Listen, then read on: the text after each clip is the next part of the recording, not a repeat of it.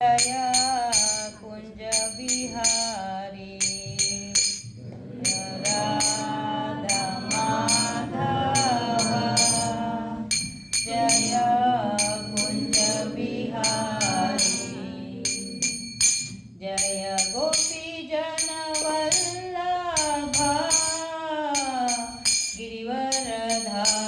गिरिवरधारी जय गोपी जन वल्लभा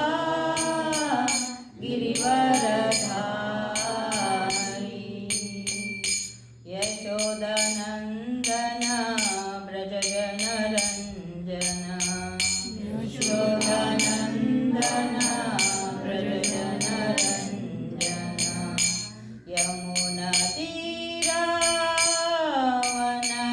यमुनातीरावनचारी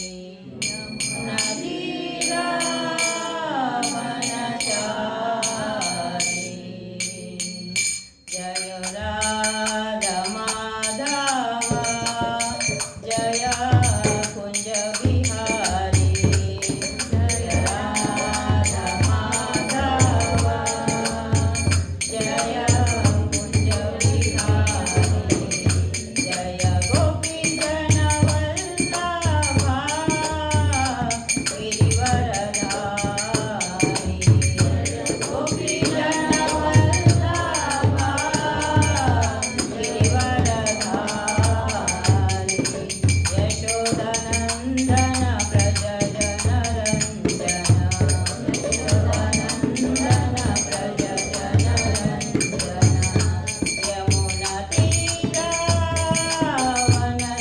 यमुनातीरावनचारी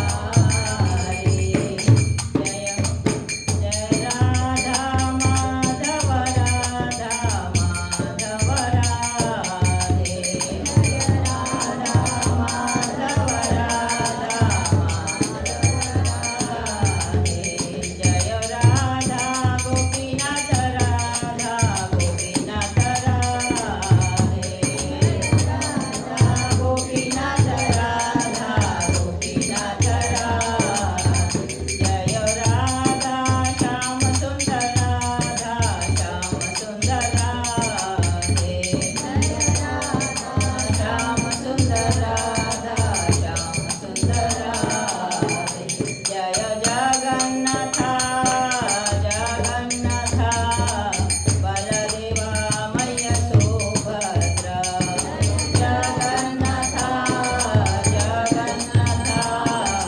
बलदेवा मय्य सुभद्रा निताय गौर हरि बोल हरि बोल हरि बोल निताय गौर हरि बोल हरि बोल हरि बोल निताय गौर हरि बोल जय प्रभुपदा प्रभुपदा प्रभुपदा श्रील प्रभुपदा जय प्रभुपदा प्रभुपदा प्रभुपदा श्रील प्रभुपदा जय जय गुरुदेव गुरुदेव गुरुदेव जय जय गुरुदेव गुरुदेव गुरुदेव जय जय गुरुदेव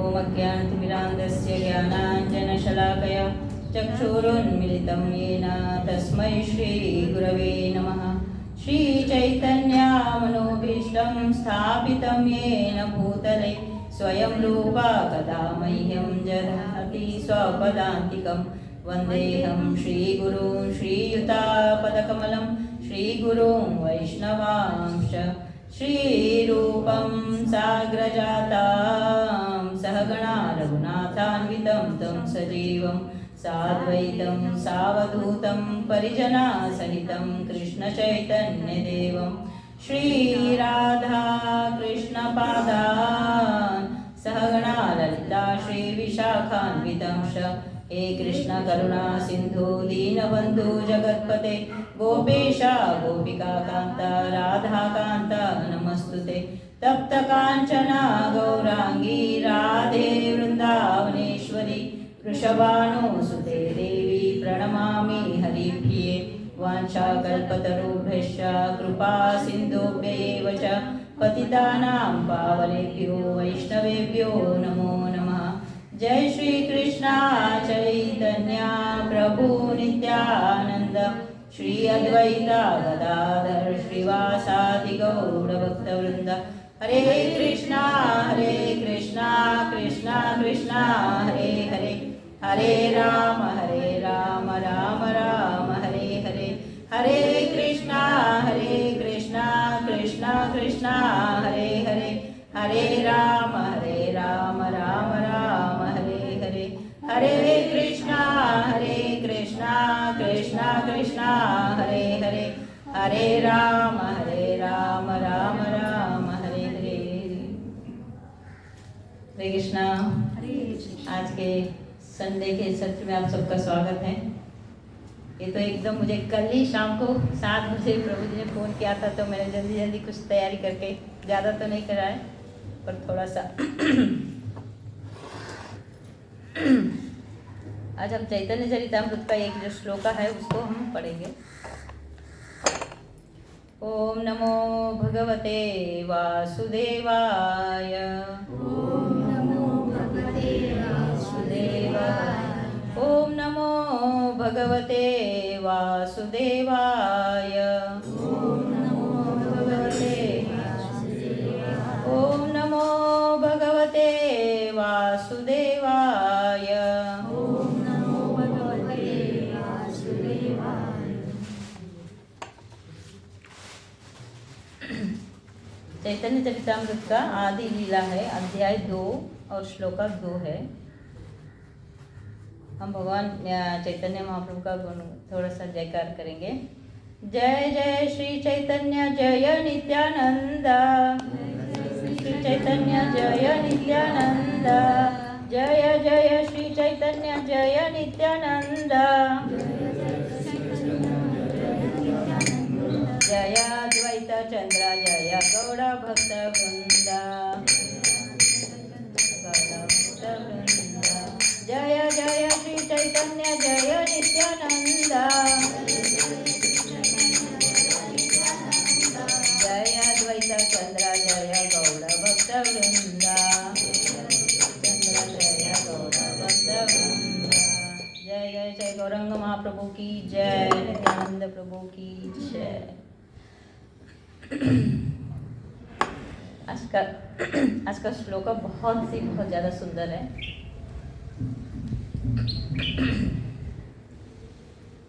क्या करेंगे, आपके पास है फोन में कि मेरे पीछे पीछे नहीं? तो कृष्णोत्कीर्तन गान नर्तन कला।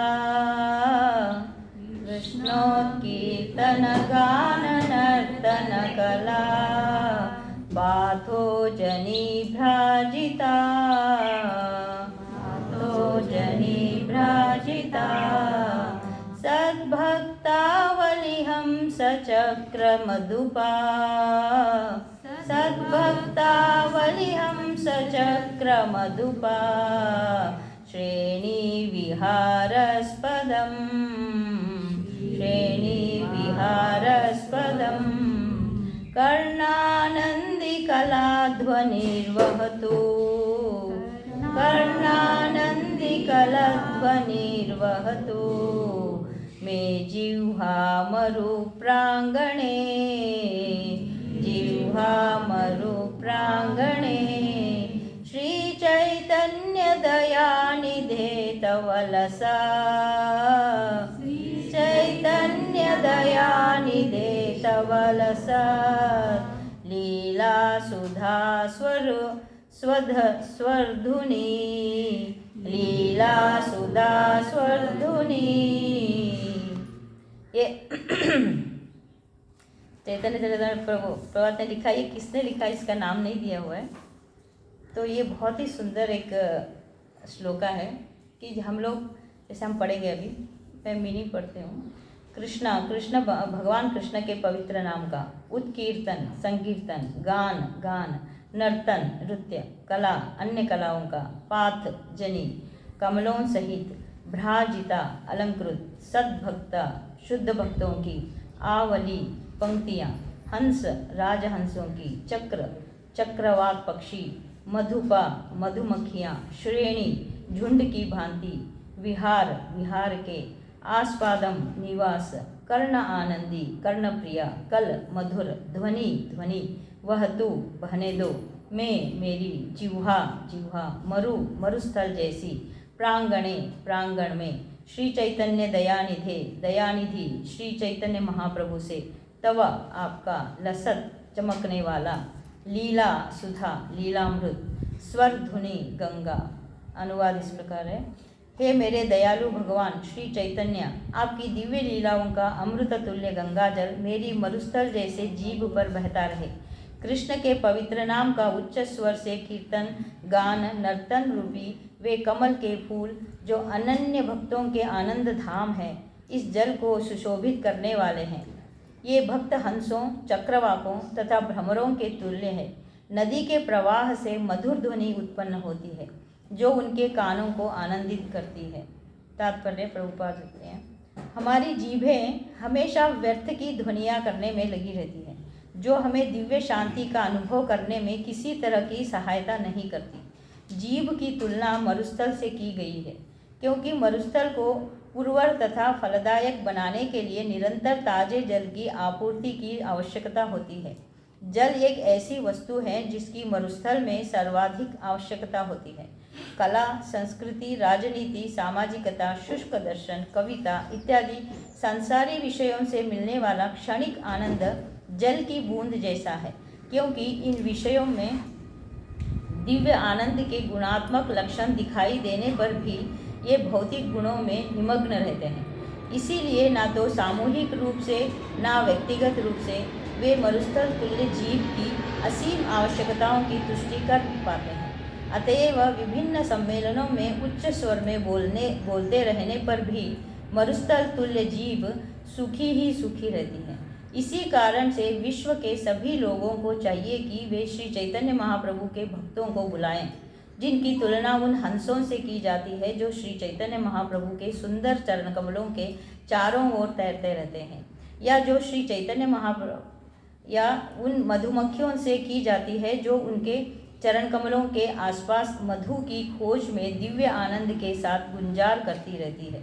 भौतिक सुख की शुष्कता उन तथाकथित दार्शनिकों द्वारा आर्द्र नम नहीं हो सकती जो ब्रह्मा मुक्ति तथा ऐसी ही काल्पनिक शुष्क वस्तुओं की रट लगाते हैं। आत्मा की आवश्यकता भिन्न है। आत्मा को श्री चैतन्य महाप्रभु की कृपा तथा उनके अनेक प्रामाणिक भक्तों द्वारा ही सांत्वना प्रदान की जा सकती है, जो नकली महाप्रभु बनने के लिए भगवान के चरण कमलों को नहीं छोड़ते, अपितु उन मधुमक्खियों की भांति उनके चरण कमलों से लिपटे रहते हैं, जो मधु से सिक्त कमल के इस फूल को कभी नहीं छोड़ती। चैतन्य महाप्रभु का कृष्ण भावनामृत आंदोलन भगवान कृष्ण की लीलाओं से संबंधित नृत्य और गायन से परिपूर्ण है। यहाँ पर इसकी तुलना गंगा के शुद्ध जल से की गई है, जो कमल के फूलों से भरा रहता है। इन कमलों के भोक्ता शुद्ध भक्त है, जो भ्रमरों और हंसों के समान है। वे स्वर्गलोक की नदी गंगा के प्रवाह की भांति कीर्तन करते रहते हैं। लेखक की कामना है कि ऐसी मधुर उठती तरंगें उसकी जीभ को सिक्त कर दे। वह विनीत होकर अपनी तुलना उन भौतिकतावादी व्यक्तियों से करते हैं जो सदा शुष्क बातों में लगे रहते हैं, जिनसे कोई तुष्टि नहीं मिल पाती। यदि वे अपनी शुष्क जीवों को भगवान नाम के कीर्तन हरे कृष्ण कृष्ण कृष्ण हरे हरे, हरे राम राम राम हरे हरे में लगाएं, जैसा कि श्री चैतन्य महाप्रभु ने किया, तो उन्हें आस्वादन करने के लिए मधुर अमृत का प्राप्त हो जाएगा और वे आनंद प्राप्त कर सकेंगे। देखिए कितना सुंदर है। जो हमारा ये जो जीव है ना, ये बहुत ही शुष्क है। शुष्क यानी सूखा हुआ है। क्यों सूखा हुआ है? क्योंकि हम ये जो भौतिक जगत है ये मरुस्थल जैसा है। मरुस्थल यानी वो क्या बोलते हैं, राजस्थान रेगिस्तान जैसा है। क्योंकि रेगिस्तान में क्या होता है, रेगिस्तान में पानी नहीं रहता है, ना पेड़ पौधे ना कुछ भी नहीं, सिर्फ धूप और सूखा। वैसे ही हमारा ये जीव भी ना वैसा ही है। उसको आप कितना भी अच्छे से अच्छा दे दो खाने के लिए या सुनने के लिए, पर वो कैसा रहेगा, हमेशा शुष्क रहेगा। उसको क्या चाहिए, अगर मरुस्थल में क्या चाहिए होता है, थोड़ा सा पानी चाहिए होता है। तो वह उसी तरह इस जीव के लिए पानी क्या है, भगवान का संकीर्तन नाम है। तो इसमें लेखक यही बता रहे हैं कि कृष्ण, भगवान कृष्ण के पवित्र नाम का संकीर्तन और अन्य संकीर्तन करते रहना, यही हमारा कर्तव्य है। तो हम चैतन्य, हम भगवान से, श्री चैतन्य से हम प्रार्थना करते हैं कि आपकी दिव्य लीलाओं का अमृत तुल्य गंगा जल, जो उनकी लीलाएं हैं वो हमको हमेशा सुनते रहना चाहिए। तभी क्या होता है, तो हमारे सुनते सुनते सुनते इतना हमको प्यार हो जाता है, तो उसका रस जो है वो हमारे जीभ पे रहता है। तो उससे क्या हो जाता है कि हमको अपने आप ही ऑटोमेटिक कि भगवान का हम नाम लेने लगते हैं। जब तक हम सुनेंगे नहीं भगवान की लीलाएं, तब तक हम क्या होते हैं, शुष्क ही रहते हैं। तो कृष्ण के पवित्र नाम का उच्च स्वर से कीर्तन, गान, नर्तन रूपी वे कमल के फूल जो अनन्य भक्तों के आनंद धाम है। ये जो रस ये कौन देता है हमको, क्या उनके अनन्य भक्त है। जो अनन्य भक्त है वही हमको वह रस हमको दे पाते हैं। हमको उनकी संगति में रहना चाहिए हमेशा। अगर भगवान के भक्तों की संगति में नहीं रहेंगे तो हमारा क्या होगा, रेगिस्तान जैसे हम भटकते रहेंगे। हमारा जीव जो है वो हमेशा इधर उधर की बातों में लगा रहेगा, या कुछ अच्छे अच्छे खाने के या जो गंदी चीज़ें वो खाने में वो लगा रहेगा। तो इस जल को सुशोभित करने वाले कमल के फूलों की तरह है कौन, भगवान के भक्त लोग। तो ये भक्त जो है हंस, उनको भक्तों का जो वर्णन किया हुआ है इसमें, वो किस तरह के हैं, भक्त कैसे हैं, हंस की तरह है, चक्रवाक पक्षी होता है उनकी तरह है, और जो भ्रमर के तरह है। क्योंकि हमेशा वो, हाँ माता जी आपने कुछ किया, आपने वो सलाम अलैकुम किया, आपने ये सेवा किया, आपने ये किया, हमेशा वो हमको बोलते ही रहते हैं कि आप ये करो, आप ये करो। आप हम भूलना भी चाहें तो भी वो हमेशा फ़ोन आएगा, माता जी आज ये सेवा है, प्रभु जी आज ये सेवा है। मतलब उनके साथ में हम जुड़े रहेंगे तो हमको भगवान के बारे में प्रतिदिन प्रतिनित्य हमको जो है ये भगवान की सेवा या भगवान का नाम करने में वो हमको सहायता करते हैं। तो जो उनके कानों को आनंदित करती रहती है, जो भक्तों के जो भ्रमर जैसे सुंदर उनकी जो आवाज़ है जो कीर्तन करने की, वो हमारे कानों में हमेशा पड़ती रहती है।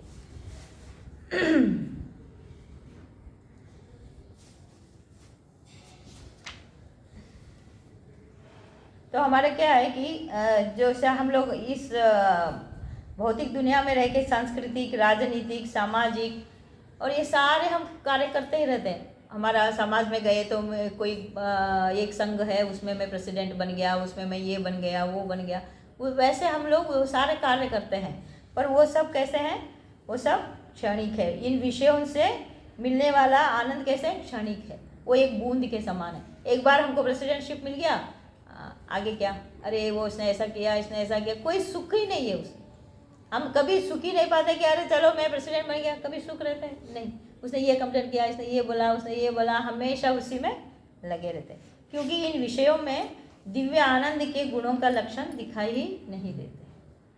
तो भौतिक गुणों, इसीलिए हमको क्या करना चाहिए, सामूहिक रूप से, व्यक्तिगत रूप से उन मरुस्थल तुल्य जीव को, इन आवश्यकताओं को आप कितना भी तुष्टि करो, यानी कितना भी उसको खुश रखने की कोशिश करो, वो नहीं होता।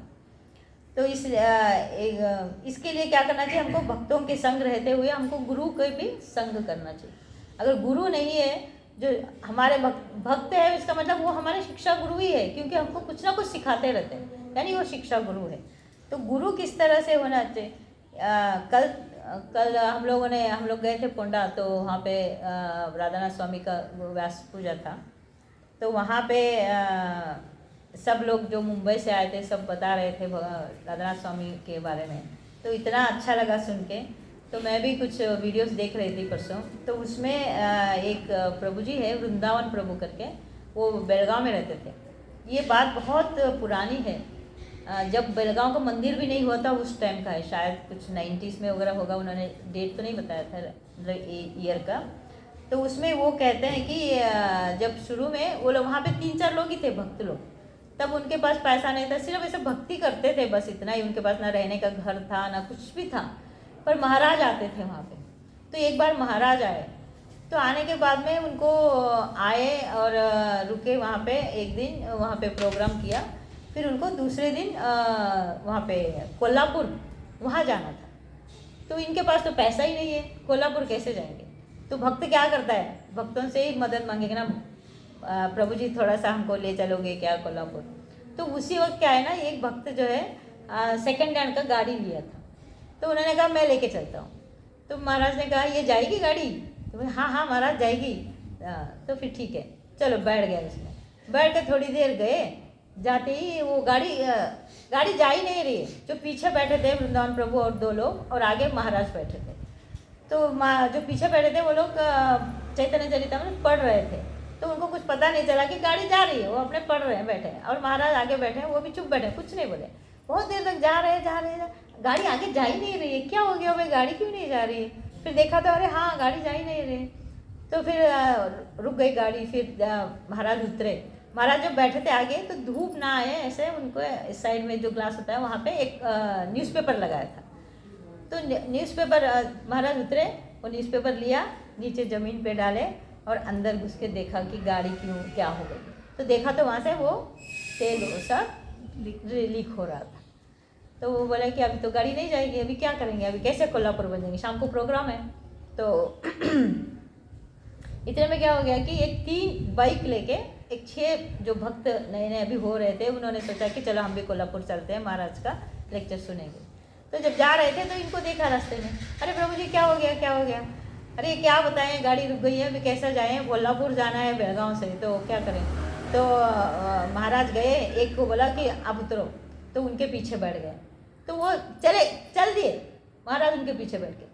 अरे ये वृंदावन प्रभु उनके साथ थे, उनको देखना था सब कुछ कि प्रोग्राम कैसे करना है क्या। तो वो बोले अरे ये तो महाराज तो चले गए, मुझे जाना चाहिए भाग के। तो एक जो बाइक पे बैठा था उसको बोला अरे भाई उधर तू, मुझे जाना है उनके महाराज के पीछे पीछे। तो उनके पीछे बैठ के वो लोग भी चल दिए। तो इतना मतलब पहले उस टाइम पे क्या है, अब के जैसे रोड वगैरह कुछ नहीं था ना, रास्ते वगैरह ऐसे कुछ नहीं थे, सब मिट्टी ये वो धूल वो सब रहता था। पर फिर भी वो लोग जैसे तैसे कोल्हापुर पहुँचे। शाम हो गई, 4-5 घंटे लग गए उनको पहुँचते पहुँचते। जब पहुँचे तो वहाँ मंदिर में, पहले महाराज को क्या था कि मंदिर जाना था दर्शन लेके, फिर बाद में प्रोग्राम में जाना था। तो जब वो मंदिर में गए तो महाराज ने बोला इतने पूरा वो वैसे ही गोरे गोरे, तो इतना धूल वगैरह लग गया, तो थोड़ा सा ऐसा लगा कि उनको थोड़ा फ्रेश होना चाहिए।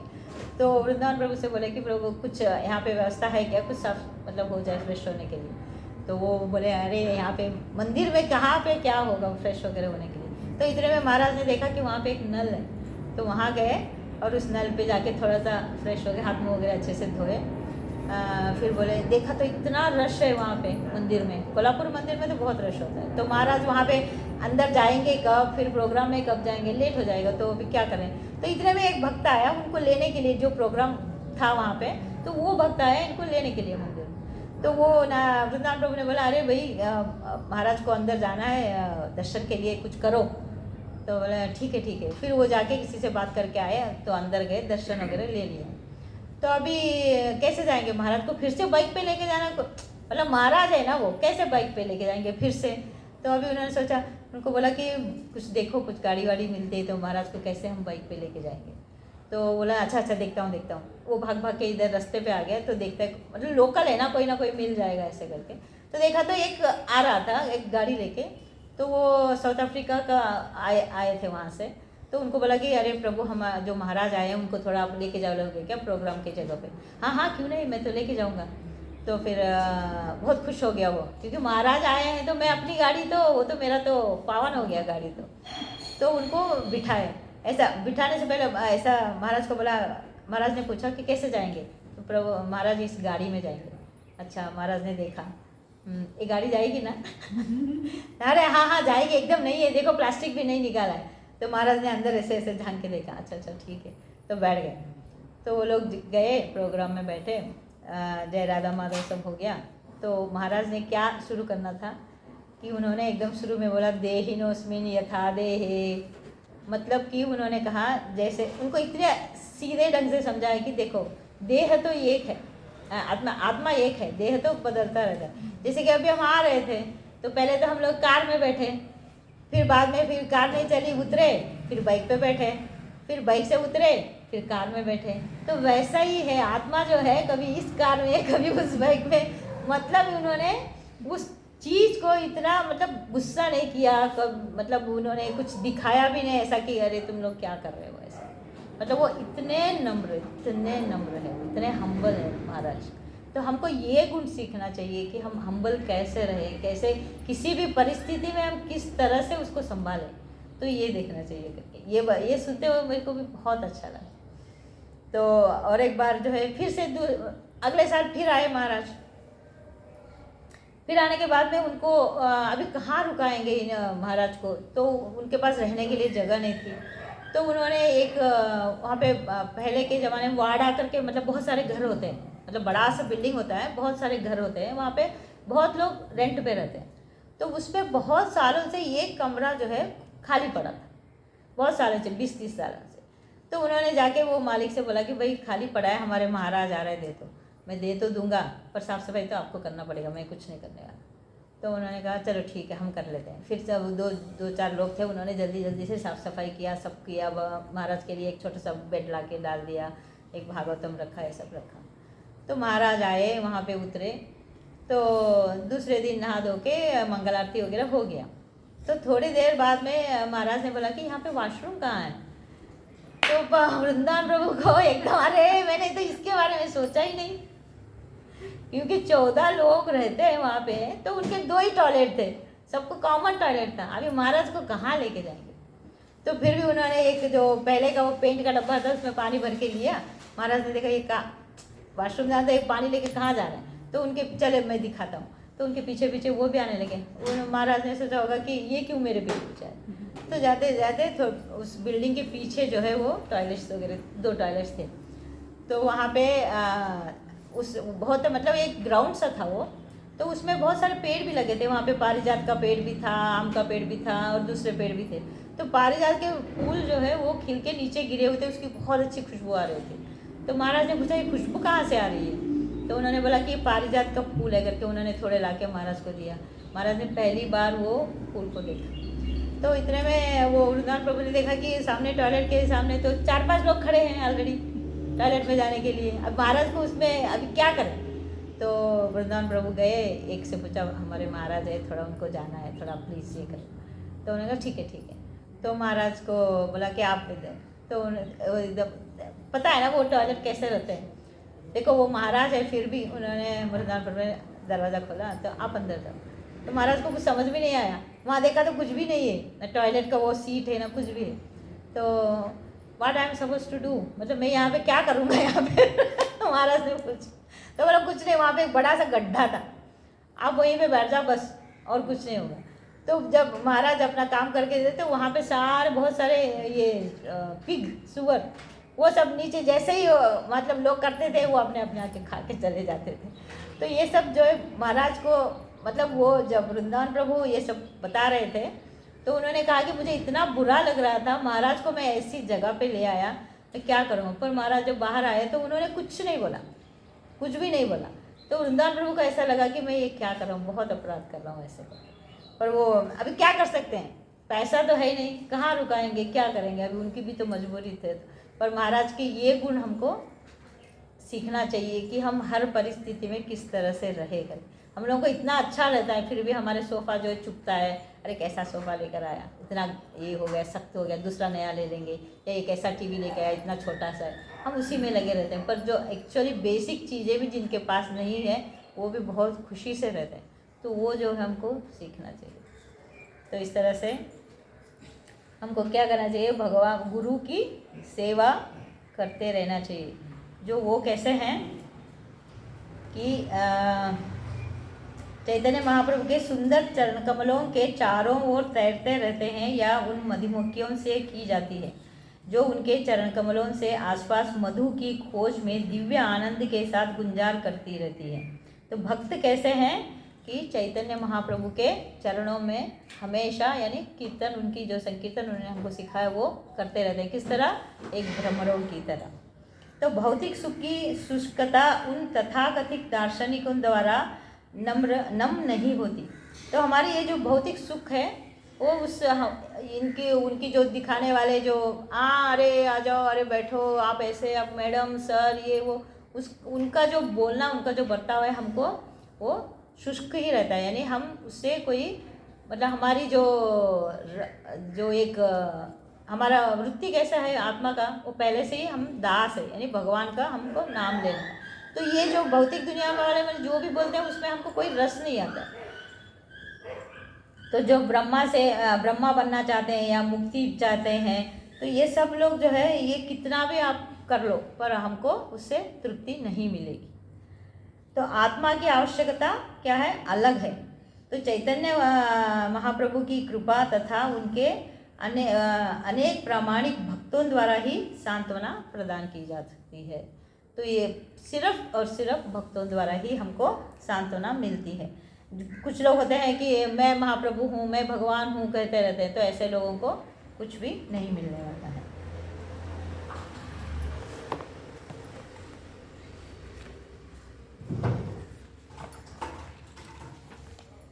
तो कहते हैं ना कि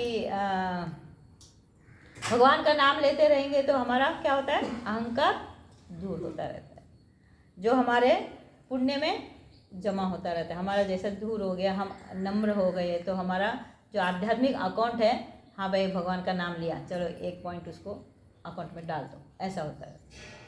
तो एक बात कहते हैं कि विपदो नैव विपदः संपदो नैव संपदः, विपद विस्मरण विष्णु, संपदा नारायण स्मृति। इसका मीनिंग क्या है कि विपत्ति यथार्थ में विपत्ति नहीं है। विपत्ति यानी जो भी हमारे घटनाएं घटती हैं, जो बुरे जो अच्छे जो भी घटते हैं, वो कोई विपत्ति नहीं है। भगवान का विस्मरण, भगवान को भूलना ही विपद है। यानी हम जब भगवान को भूलते हैं वही हमारा आपत्ति है, जो हमको वो नहीं करना चाहिए। तो यानी कष्ट भोगना। संपत्ति, भौतिक दुनिया की संपत्ति से संपत्ति की सही में संपत्ति नहीं है। जो हमारे पास कितने बिल्डिंगें हैं, कितने कारें हैं, कितना बैंक बैलेंस है, ये संपत्ति नहीं है। तो हमारी संपत्ति क्या है? संपत्ति से तो असल में तो संपत्ति वही है जो नारायण की दिन रात हम नाम लें, तो वो हमारी संपत्ति है। तो हमारे विपत्ति क्या है? हमको नारायण की नाम लेना, वो हमारी विस्मरण विपत्ति है। और हमारा संपत्ति क्या है? जो नारायण का नाम लेना। तो ये दो चीज़ें हम छोड़ देते हैं और बाकी सब हम अच्छे से कर रहे हैं, तो वो नहीं करना चाहिए। जो अपने मन में हो ना हो, कभी हम कहते हैं कि अरे टाइम नहीं मिल रहा है, आज माला नहीं हुआ, ये नहीं हुआ, आज थक गया, आज भूख लग रही है, अभी पहले खा लेता हूँ, ये सब नहीं करना चाहिए। मन हो ना हो, आप सुखी हो या दुखी हो, हाँ, अच्छे लगे या बुरे लगे, टाइम हो या ना हो, एक बार जाकर भगवान को अपना चेहरा रोज़ दिखाते रहना चाहिए। भगवान, मैं आपका दास हूँ, मैं आपके साथ आपके चरणों का दास हूँ, मुझे आपकी भक्ति चाहिए। हमको भगवान के पास जाकर ये बोलना ही, ये प्रार्थना करना ही होगा। कोई भी स्थिति में हो, हमको भगवान को नहीं भूलना है। जिस तरह एक कुत्ता होता है, हम तो मतलब जो घर के पास आके बैठता है, उस कुत्ता का और मेरा तो कोई संबंध नहीं रहता, पर हर रोज़ आके बैठता रहता है। तो हर रोज़ बैठ रहा, चलो कभी दया आ गई तो आपने उसको थोड़ा सा रोटी दे दिया तो वो खा लेता है। फिर बाद में थोड़ी देर बाद अगर कोई आ गया उसको मारने लगा तो ऑटोमेटिकली हमारे मन में दया आ जाती है, अरे ये तो रोज़ बैठा था, कुछ किया नहीं, इसने आके मार दिया, तो हम भागते हैं ना उसको छुड़ाने के। तो उसी तरह भगवान जो है, हमारे हर रोज़ उनके जाके चेहरा दिखाने, उनके पास बैठ के प्रार्थना करने से क्या होता है, उस कुत्ते की तरह भगवान भी उस मालिक की तरह कभी हमारे ऊपर विपदा आ गई तो वो भाग के आते हैं उस विपदा को दूर करने के लिए।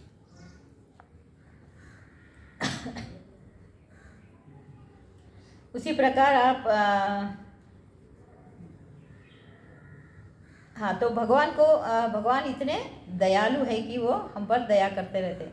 और उनको क्या चाहिए? उनको कोई जैसे रोज़ हलवा पूरी ये वो सब कुछ नहीं चाहिए। उनको क्या चाहिए? पत्रम पुष्पम फलम तोयम, ये 4 चीज़ें। एक पत्ता दे दो, एक थोड़ा सा पानी दे दो, या एक फूल चढ़ा दो, बस यही चाहिए उनको और कुछ नहीं चाहिए। इतना देने से ही क्या हो जाता है कि भगवान बहुत प्रसन्न होते हैं। और हम जो है इस अंधकार में जी रहे हैं कि हम इस जो आध्यात्मिक एक जो ज्ञान है हम वो नहीं लेना चाहें। अभी हम बुक डिस्ट्रीब्यूशन में जा रहे हैं, तो आपको तो पता है बुक डिस्ट्रीब्यूशन जो आता है वो कैसे होता है। जैसे बुक देखेंगे भाग जाते हैं, अरे नहीं नहीं नहीं नहीं नहीं, अरे भाई देख तो लो, कम से कम 1 सेकेंड रुको तो सही। नहीं नहीं, भाग ही जाते हैं, रुकते ही नहीं। उस दिन हम लोग बुक डिस्ट्रीब्यूशन अभी गए थे, तो वहाँ पे एक लड़का आया, यहाँ हम लोग टाइटन के पास खड़े थे तभी, एकदम अच्छा, एकदम हैंडसम लड़का, एकदम यंग लड़का है, एकदम देखने में बहुत अच्छा है। वो हाथ में बांसुरी पकड़ा हुआ था, शायद वो बांसुरी बजाता होगा। तो आया, मैंने बोला बेटा भगवत गीता ले लो। हाँ हाँ ले रहा हूँ करके, पर क्या जो मेरी ज़िंदगी में दुख है वो दूर होगा, इसीलिए ले रहा हूँ मैं करके बोला। बोला क्या दुख है तुमको, तुम तो इतना अच्छा बांसुरी लेकर आ रहे हो, बांसुरी बजा रहे हो, म्यूज़िक में इतना वो कर रहे हो, और किस चीज़ की दुख है। नहीं क्या करें, वो यंग है ना लड़का, वो बोल रहा है कि नहीं वो लक्ष्मी नहीं है ना, मतलब उसकी गर्लफ्रेंड नहीं है तो इसीलिए वो दुखी है। मैं बोला क्यों टेंशन कर रहे हो, इतने तो अच्छे लग रहे हो देखने में, और इतना म्यूज़िक का भी ज्ञान है, और उसमें खुश रहा करो। जब भगवान चाहेंगे तो ज़रूर आएगी, वो भी आएगी। अब रोज़ भगवत गीता पढ़ा करो। हाँ हाँ वही पढ़ रहा हूँ करके वो चला गया। मतलब इतनी एक छोटी सी बेचारे की आशा है कि कोई गर्लफ्रेंड मुझे मिले, जैसे हमारे ये तो इंसान को कभी कभी क्या होता है, पैसा रहता है, सब कुछ रहता है, पर एक छोटी सी चीज़ होती है वो हमको चाहिए होता है। तो इस तरह से कभी कभी बहुत ही हंसी आ जाती है बुक डिस्ट्रीब्यूशन। तो विश्वनाथ चक्रवर्ती ठाकुर जो दैन्य होकर प्रार्थना कर रहे हैं भगवान से कि बहुयोनि भ्रमी नाथ लोइनु शरण, निज गुणे कृपा करो अधमा तारण। वो कह रहे हैं कि मैं कितने तो बहुयोनि भ्रमी, बहुत योनियों में मैं भ्रमण करके करके करके आ गया हूँ, मैं आपका शरण लेना चाहता हूँ। तो निज गुणे कृपा करो, आप मुझ पे कृपा करिए, भगवान चैतन्य आप मुझ पे कृपा करें कि मैं इस अधम को आप उद्धार करो मेरा करके। वो बहुत ही दैन्य जो भजन है ना, जो इन्होंने सबने लिखे हैं, विश्वनाथ चक्रवर्ती ठाकुर और भक्ति विनोद ठाकुर, नरोत्तम दास ठाकुर, इतने अच्छे हैं ना वो सब भजन। अगर आप गाते रहेंगे कभी दैन्य के, तो आंखों में आंसू आ जाते हैं, इतने सुंदर। इसलिए हमको हर दिन शाम को जो है एक तो भजन घर में गाना है, और उसका जो तात्पर्य है वो भी पढ़ना है। जब तक वो पढ़ेंगे नहीं ना, उसका जो तात्पर्य मीनिंग है, उसका जो मीनिंग है वो नहीं पता चलता। तो इसलिए शाम को जब जो घर वाले हैं 4-5 जो इतने भी लोग सब बैठ के अगर ये भजन गाएंगे, तो एकदम आसानी से हम भक्ति में आराम से हम आगे जा सकते हैं। नहीं तो फिर कुछ नहीं होगा, क्योंकि जब तक हम भगवान के बारे में जानेंगे नहीं, हमारी स्थिति को नहीं जानेंगे। हमारी स्थिति क्या है, दिया तले अंधेरा जैसा है। हमारे पास इतना सुख, प्रभुपाद ने इतना मुश्किल उठा के सब दे के गए हम लोगों को, पर फिर हम क्या कर रहे हैं, दिए तले अंधेरे की तरह हम अंधेरे में ही जी रहे हैं, आगे उठ के आना ही नहीं चाह रहे हैं, ऐसा हो रहा है। तो इस तरह हमें प्रार्थना करनी चाहिए। प्रार्थना में क्या है, बहुत शक्ति है। अगर हम हृदय से प्रार्थना करते हैं तो भगवान जरूर हमारी सुनते हैं। तो गौरांग महाप्रभु भी क्या संकीर्तन हमको सिखाया, गौर बोले हरि हरि, शारी बोले हरि हरि, मुखे मुखे शुक शारी, हरि नाम गाई। तो सब लोग जो है भगवान के हरि नाम ही गा रहे हैं, और शुक्र जो एक तोता है वो भी हरि नाम गा रहा है। तो उस तोते को देख के सारे तोते भी उनके हरि नाम गाने लगे। तो जैसे हम मंदिर में आएंगे तभी हम एक साथ जो है हरि नाम ले सकते हैं, वरना घर में बैठे रहेंगे तो अकेले में कुछ नहीं होगा, हरि नाम हम ले भी नहीं सकते। तो जब यहाँ पे आएंगे, जब एक कीर्तन कर रहे हैं, तो हम सब लोग उस कीर्तन में इतने मगन हो जाएंगे कि हम ऑटोमेटिकली ना चाहते हुए भी हम जो है भगवान का नाम ले सकते हैं। कल जब हम गए थे यहाँ पे पुंडा में, तो एक उनका नाम क्या था, कृष्णा सुधा श्री सखा, हाँ श्रीराम सखा प्रभु, हाँ। तो वो जो है वो कह रहे थे कि वो उनके माँ पिताजी सब बहुत भक्त हैं, तो ये बेटा जो है भक्त होना, उनके घर राधानाथ महाराज आते थे पहले, जब अभी तक राधा गोपीनाथ का मंदिर भी नहीं हुआ था, तभी उनके घर बार बार आते थे। तो जब वो 6-7 साल का था, वो श्री राम सखा प्रभु वो थे उतने से। तो जैसे ही महाराज आते वो अपने कमरे में जाते और लॉक कर देते। वो कह रहे थे कि मैं इतना दुर्भाग्य मेरा था कि मैं महाराज आने पर भी मैं अपना दरवाज़ा बंद करके अंदर बैठता था अगर। फिर बाद में सब लोग बोलते थे तुम सुरामाला करो या मंदिर आओ या, वो बोलते थे मैं इस जन्म में कभी भक्त बनूंगा ही नहीं, कभी नहीं बनूंगा भक्त। तो जितना वो लोग, मतलब उनकी माँ बहुत, मतलब चलो मंदिर चलो मंदिर चलो, कभी मैं बोला मैं कभी भक्त ही नहीं बनूंगा।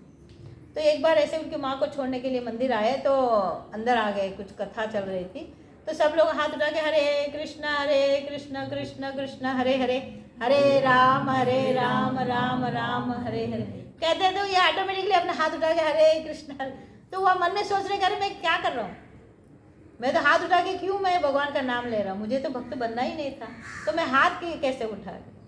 तो भगवान के भक्तों में इतनी शक्ति होती है कि वो अच्छे अच्छों को भक्त बना के ही छोड़ेगा। तो हम लोग कहाँ हम भगवान का नाम ले सकते हैं, कहीं पर भी भगवान का नाम, ऑफिस में हो, घर में हो, मार्केट में हो, रसोई घर में हो, कहीं पर भी हो, कोई भी काम कर रहे हो, बाथरूम में हो, हरे कृष्णा का अगर हम हरे कृष्णा गाते हुए अगर हम स्नान करेंगे तो वो तीर्थ बन जाएगा। जैसा हम गंगा नदी में नहा रहे हैं वैसा वो उसका हम इतना पवित्र हो जाएगा वो जल। तो ऐसा है, तो इसलिए हमको क्या करना है, हरी हरी गाते रहना चाहिए। जैसे ही कृष्णानंद प्रभु आते हैं ना कभी भी, वो क्या कहते हैं, हरी हरी हरी हरी हरी हरी हरी हरी हरी हरी हरी हरी बोलिए, हरी हरी हरी हरी हरी हरी हरी हरी हरी हरी, मतलब कि सांस जितनी लंबी जाती उतनी लंबी तक हरी हरी हरी हरी हरी हरी हरी हरी हरी हरी हरी हरी हरी हरी, मतलब बोलते ही रहना चाहिए। जैसे हम हरी बोलेंगे चेहरे पे हंसी आ जाती है कि नहीं, अगर हम कुछ और बोलते रहेंगे कुछ नहीं होगा उससे, इसलिए हरी हरी बोलना बहुत ज़रूरी है। तो भगवान कैसे हैं चैतन्य महाप्रभु, सुंदर लाला सचिर दुलाला नाचत श्री हरि कीर्तन में। तो भगवान कैसे हैं, बहुत ही सुंदर है, अतुलनीय सुंदर। सची माता का बच्चा कैसा है, बहुत सुंदर। तो वो क्या कर रहे हैं, श्री हरि के कीर्तन में नाच रहे हैं, इतने आजानुबाहु होते हैं। जब हम मायापुर गए थे तो वहाँ पे हमारे यहाँ रुक्मिणी माता जी आती है ना, अभी आए थे पिछले महीने, उनका भाई, उनका नाम मुझे याद नहीं है, तो उन्होंने ये जो चैतन्य महाप्रभु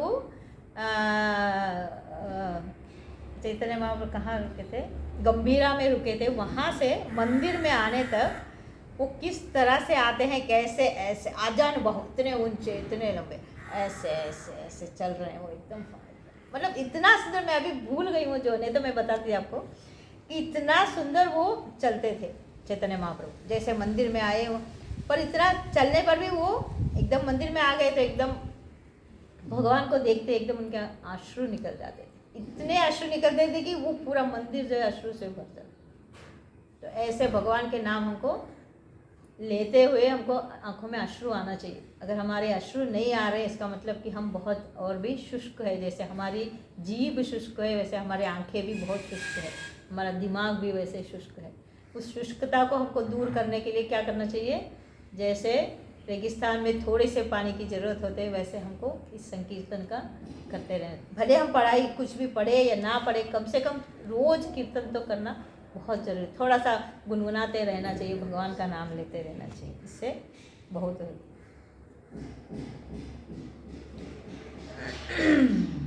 जब हम भगवान का नाम लेते हुए भगवान के सामने नृत्य करते हैं तो कितना खुश होते हैं।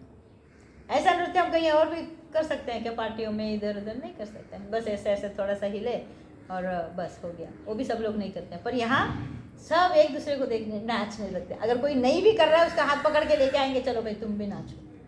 तो ये यहाँ पे फ्री में मिलता है, चलो आ जाओ तुम भी नाचो। तो इस तरह इन सब की कोई मोल ही नहीं है। ये सब क्या है, इसको पैसा देने की ज़रूरत नहीं है। ये सब करने के लिए मंदिर में आओ तो आपको खुशी, पैसा देने की ज़रूरत नहीं, खुशी अपने आप की फ्री में है, खुशी फ्री है।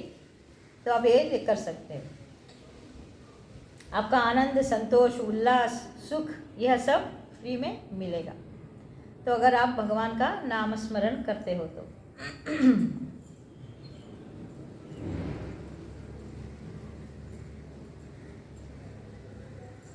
तो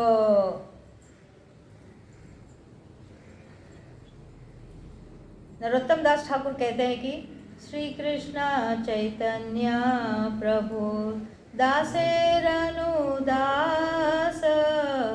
सेवाभिलाष कोरे नरोत्तम दास।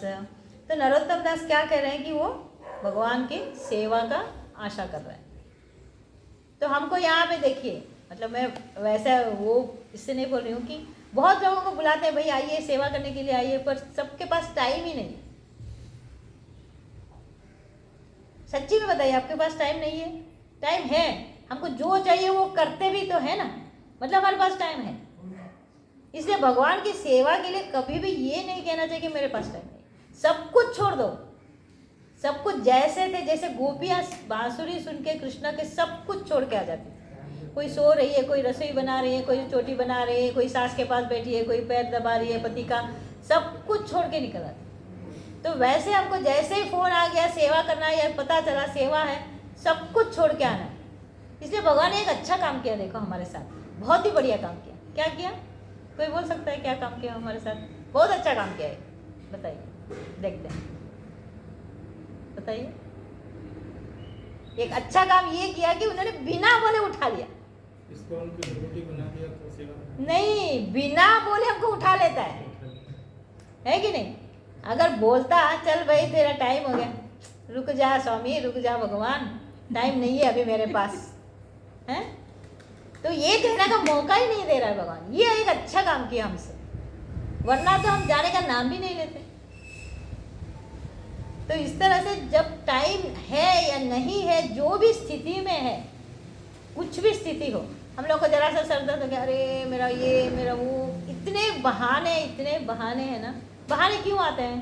बहाने हमें अरे आलस के कारण आते हैं, हम आलस कर जाते हैं, इसीलिए बहाने करते हैं। अगर हमको चाहिए होगा तो हम बहाने करते हैं क्या? अगर इच्छा है मन में तो करते हैं क्या? बहाने नहीं करते। पर इसीलिए भगवान का नाम लेने के लिए कभी भी आलस नहीं करना चाहिए। मंदिर में आने के लिए, सेवा करने के लिए कभी भी आलस नहीं करना चाहिए, क्योंकि अभी ये एक जन्म मिला है, उसमें तो आधी जिंदगी कट गई। अभी जितना मिला भगवान का खूब सारा सेवा करना चाहिए। सेवा में इतनी आनंद है ना, और किसी में भी नहीं। आपको किसी को बोलना भी नहीं पड़ना चाहिए कि हाँ भाई ये करो वो करो, खुद देखते रहना चाहिए, मुझे कौन सा सेवा मैं करूँ, मैं क्या करूँ, मैं क्या करूँ। मंदिर में आएंगे तो देखते रहना चाहिए। ये नहीं सोचना चाहिए कि अरे ये इधर गिर गया, लोग निकाल भी नहीं रहे, ऐसा ही पड़ा है देखो कब से। क्यों ऐसा सोच रहे हैं? वो क्यों आके करेगा? हम खुद क्यों नहीं करेंगे? हमको खुद को देख के करना चाहिए, चलो मैं करता हूँ, ये भावना होना चाहिए। तभी जाके हम नम्र बनते हैं, तभी हमको भगवान पे मतलब भगवान पे भक्ति आ जाए, नहीं तो फिर नहीं है। तो हमें भगवान के भक्तों की सेवा करना भी बहुत जरूरी है। अन्य अभिलाषिता शून्य, हमको और कोई अभिलाषा है ही नहीं। और क्या अभिलाषा है हमारी? एक तो भगवान की सेवा, भक्तों की सेवा और प्रसाद ग्रहण करना, यही एक अभिलाषा है और कुछ नहीं। तो तभी तो हम कैसे हो जाएंगे? तृणादपि सुनिश्चयेन तरोरपि सहिष्णुना, ऐसे अमानेन मानदेन कीर्तनीय सदा हरि। यानी हमको सब कुछ भूल देना। तृणादपि सुनिश्चयेन, अमानी न मान, किसी का मान अपमान, बहुत सारे मतलब क्लेश हो जाते हैं। कभी इसने वो बोल दिया, अरे भाई जब वो कुछ बोल रहा है मतलब कोई तो है हमको बोल रहा है, ये सोचना चाहिए, ये भाव होना चाहिए। अरे उसने कैसे बोल दिया? नहीं, इस दुनिया में लोग है ही नहीं हमारे पास, कोई किसी को कुछ बोले, अच्छा बुरा बोलने के लिए हमारे पास लोग ही नहीं है। अगर कोई बोल रहा है तो हम ये सोचें कि चलो प्यार से मुझे कुछ बोल रहा है तो उसको सुन लेना चाहिए, उसको कैसे मैं ठीक करूँ ये समझ होना चाहिए। ये नहीं कि गुस्सा हो गया झगड़ा कर लिया, ऐसा नहीं होना चाहिए। ऐसा होगा तो पूरा खराब हो जाएगा। अगर हम ये भावना रखते हैं कि चलो मेरे लिए कोई तो है, अगर मुझे कोई बोलेगा कि अरे माता जी तुमने, मैं यही सोचती हूँ कि चलो कोई तो है कि हमारा ख्याल रख रहा है, हमारे लिए बोल रहा है, अच्छा बुरा जो भी है वो बोल रहा है, ऐसा होना चाहिए। नहीं तो फिर हम लोग तृणादपि सुनिश्चयेन कब बनेंगे? बन ही नहीं पाएंगे। तो अगर हमेशा हम यही मन में रखेंगे तो कभी नहीं कर पाएंगे। तो क्या इन सब से अगर हम ऊपर उठते हैं तो क्या होगा? हमारा गौरांगा बोलीते हबे पुलका शरीरा हरि हरि बोलीते नयने बबे नीरा। अगर हम इस तरह से सेवा वगैरह करते रहेंगे, हमेशा नम्र रहेंगे, तो क्या होगा, जैसे ही हम दिल से बोलेंगे, हृदय से कि गौरांगा, तो बोलते ही एकदम आंसू आ जाए कि इतनी भक्ति आ जाए। तो ऐसे होना चाहिए। तो जब इस प्यार को भगवान के प्रति हमें अपने हृदय में जगाना है। इस प्यार को हम जब तक जगाते नहीं हैं तब तक कुछ नहीं होगा। तो इससे क्या होगा कि तभी हम भक्ति की पहली सीढ़ी चढ़ेंगे। बहुत सीढ़ियाँ हैं, पहली सीढ़ी तब चढ़ेंगे। हम लोग अभी भी जो माला करते रहते हैं, वो माला करते कैसे हैं, इधर उधर चलते कर रहे हैं, बातें करते करते हैं, उसको माला नहीं करेंगे, उसको जपा नहीं करेंगे। इससे हम कभी भी हम पहली सीढ़ी चढ़ ही नहीं पाएंगे। हम एक जगह बैठ के भगवान के साथ में, भगवान हमारे सामने बैठे हैं, हम भगवान को बुला रहे हैं, ये जो भाव, आंखें बंद करके भगवान के सामने हरे कृष्ण कृष्ण कृष्ण हरे हरे, हरे राम राम राम हरे हरे, मैं भगवान को पुकार रहा हूँ, भगवान मेरे सामने बैठे हैं। अगर ये भावना से हम नहीं करेंगे तो कुछ नहीं होगा। कल हम लोग प्रोग्राम में गए थे, तो वहाँ बता रहे थे कि एक बार महाराज ने बोला कि चलो हम माला करते हैं सब लोग। तो सब लोग ने माला किया, बहुत देर हो गया, तो सबको पूछा कि कितने माला किया। तो लोगों ने बोला मैंने 40 किया, मैंने 52 किया, मैंने 60 किया, ये किया।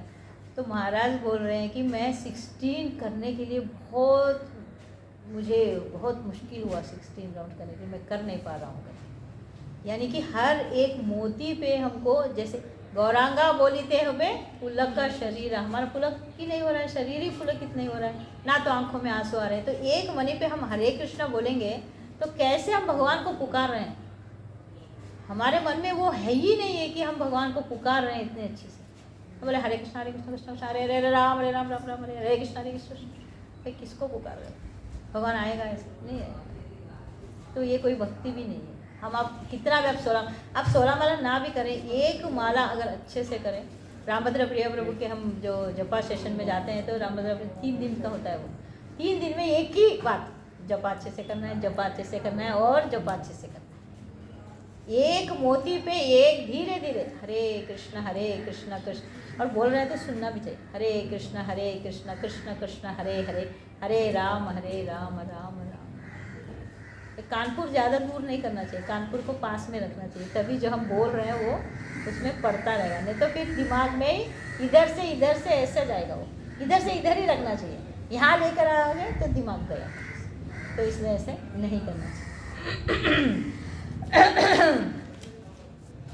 तो हम लास्ट में अभी जितना मैं सोचा था उतना तो हो गया। तो एक बार हम जय जय श्री चैतन्य एक बार बोलते हैं। जय जय श्री चैतन्य जय नित्यानंदा, जय नित्यानंदा, जय द्वैत चंद्र जय गौर भक्त वृंदा, द्वैत चंद्र जय गौर भक्त वृंदा। जय जय श्री चैतन्य जय नित्यानंदा, जय अद्वैत चंद्र जय गौर भक्त वृंदा। जय जय श्री चैतन्य जय नित्यानंदा, जय अद्वैत चंद्र जय गौर भक्त वृंदा।